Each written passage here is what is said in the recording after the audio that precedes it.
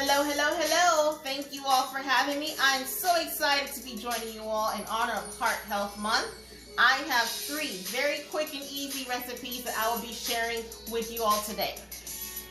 A little bit about myself. My name is Tiffany Park. I am a fitness instructor. I have been teaching for about 3 years now. I'm also the proud mother of 4 little ones ages 8, 6, 4, and 2. With that being said, my schedule is busy, busy, busy. I'm always on the go. I'm always moving around, but I still like to make sure that my health and their health is in check, okay? So, the first thing on the menu today is my favorite, a power green smoothie.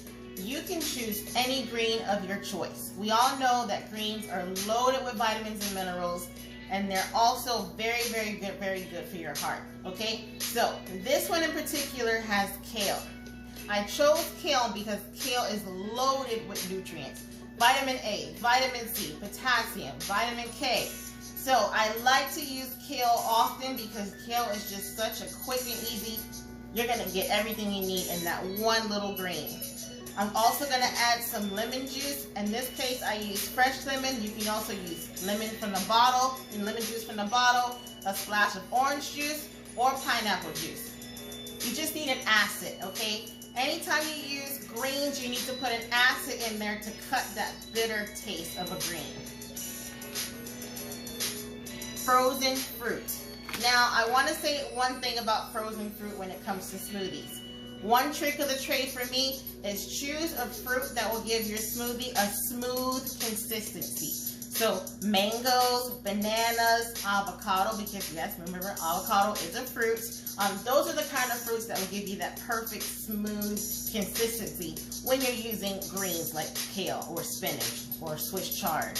Okay, next, almond milk or your milk of choice. Sometimes, guys, to be honest, I just use water and a little bit of yogurt, but in this case, I used almond milk. And this one in particular is unsweetened with a little bit of a coconut flavor. So that really tastes good in a smoothie like this.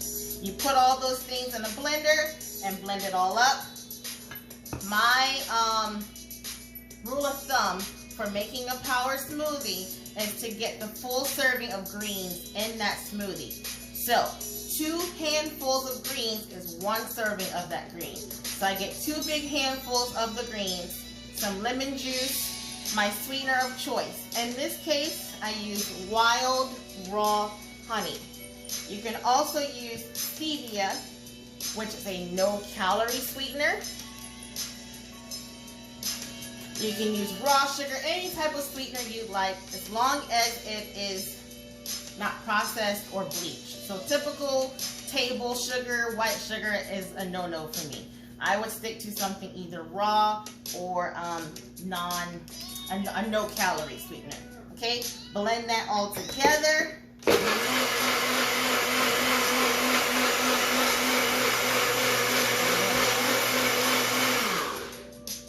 And there you have a power green smoothie that is great for breakfast or snack.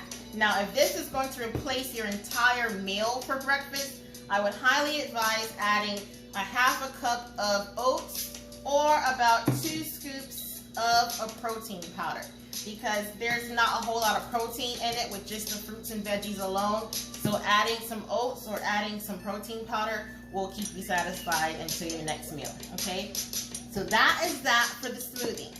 Next thing on the menu, I chose this because every single time I share this recipe or bring it to a potluck or give it to a friend, they ask, Tiffany, how do you get your kale so soft and tender? Very easy. There's 3 things you need. Olive oil, grapeseed oil, or coconut oil of your choice. Spray or drizzle it on the greens, okay? Next, you need some lemon juice. Again, with the lemon juice. I always keep lemons on hand because I use it for a lot of my recipes. Fresh squeeze of lemon juice. And seasoning of choice. This one is an all blend seasoning with just a little bit of salt. Add that in there, and then here comes the magic. Your hands. You massage that kale like nobody's business. because what you're doing here is you're getting the kale detenderized, okay? If you just make a kale salad straight on and you don't massage that kale with some oil and some lemon juice or some type of acid, it's going to be rough and it's going to be hard to chew and not enjoyable. So I always massage my kale down until it gets nice and tender, okay? And then I add a little bit of green onion, some fresh Parmesan cheese, croutons, and protein of choice. In this case, I chose shrimp. You can put chicken breast, steak, salmon.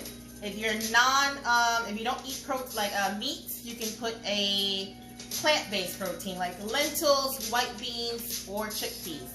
Anything that's going to keep you satisfied, because we all know that if your meal doesn't have a little bit of protein in it, you're going to be hungry again very quickly.